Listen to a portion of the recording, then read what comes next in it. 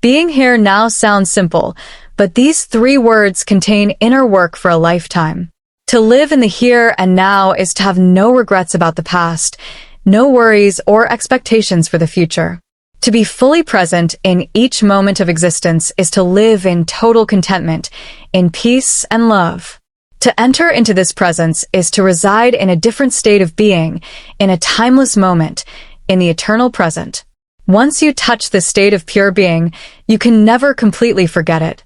You begin to see how your thoughts keep carrying you away from being in the moment. But being is always here, never more than a thought away. There's nothing to do, nothing to think about. Just be here and now. When our thinking mind subsides, what we might call our heart mind takes over, and we can begin to live in love.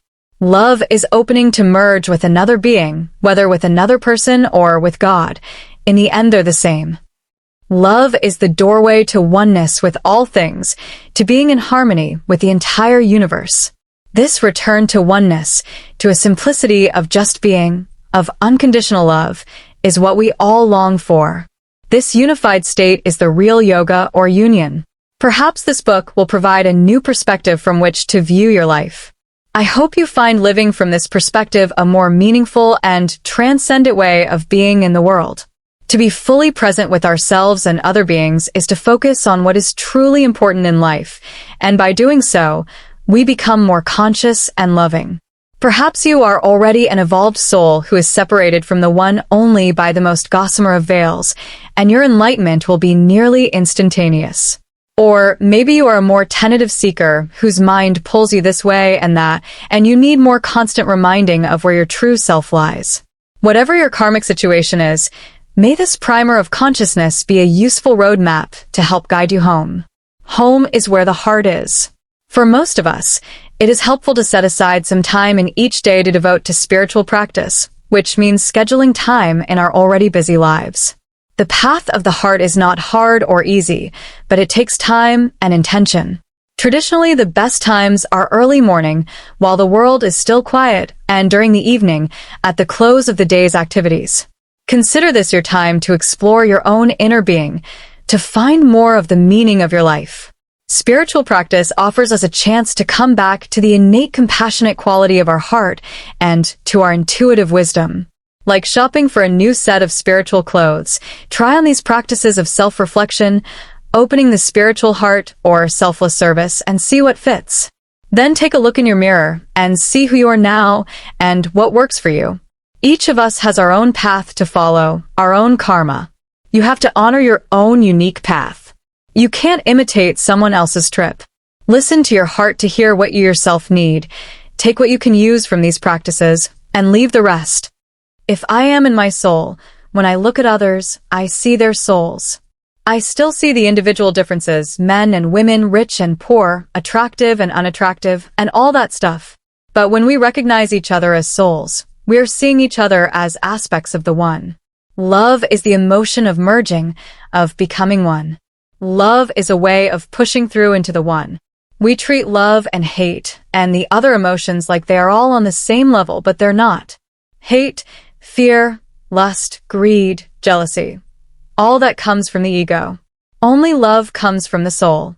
When you identify with your soul, you live in a loving universe. The soul loves everybody. It's like the sun. It brings out the beauty in each of us. You can feel it in your heart. You can stay in touch with your soul by dwelling in the moment. Soul is centered in your heart. It is the heart mind. Do your daily acts with love. That's what the soul can do. When you are identified with your soul, you not only reflect God's light, but you also become a mirror for others to find their souls. The only goal a soul has is to satisfy God and become one with the beloved. Everything is as it should be. I say that because I've surrendered to the one. The one makes this moment perfectly fulfilled, and I am quiet and peaceful inside. Go inside for peace. Go inside for compassion. Go inside for wisdom. Go inside for joy. Go inside for love. The Atman, the universal soul within all, manifests within you as your individual soul, that part of you that is wisdom, compassion, joy, love, and peace. Start by quieting down and going inside to your spiritual heart space.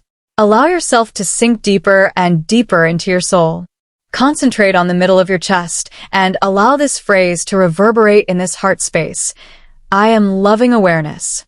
I am loving awareness. Allow it to become part of you.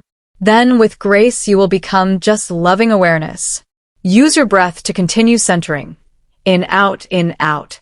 The movement of air at the nostrils at the tip of your nose, or the rise and fall of your diaphragm in your belly, are good places to keep centering on your breathing. As your thoughts subside into the ocean of the breath, keep bringing your concentration to the middle of your heart space.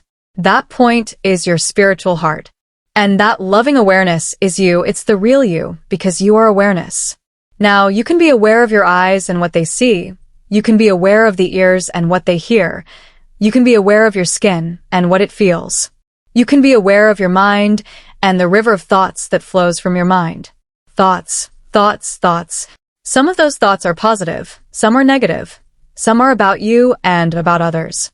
Some of them are judging thoughts. But you stay identified with loving awareness in your heart, in the heart center. I am loving awareness. I am loving awareness. I am loving awareness. I am loving awareness. Each of us is a finger of the hand of universal awareness. Loving awareness is in everybody. Everybody is in loving awareness. Wars and disagreements, separate nations, those are the games we play. Yet we are loving awareness. We are individuals, but we're not. We are all God.